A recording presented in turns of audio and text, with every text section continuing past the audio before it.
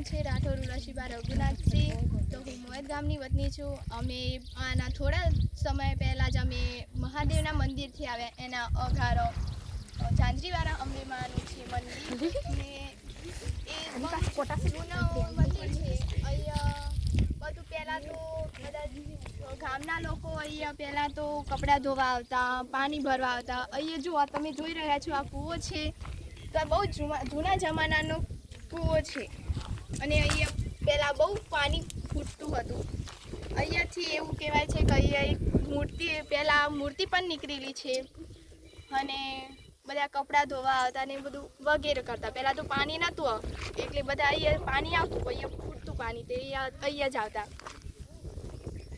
અને આ પહેલાં તો બધું તો ઝાંઝરી કહેવાય. અને આ ઝાંઝરી એટલા માટે કહે છે કારણ કે અહીંયા મશાન એ બધું છે એટલે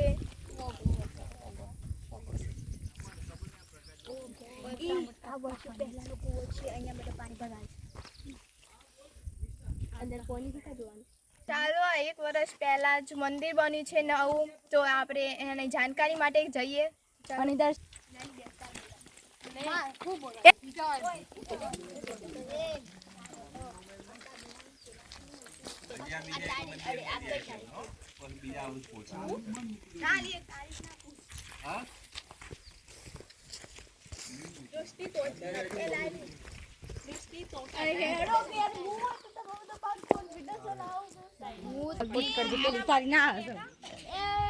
જૂના મંદિર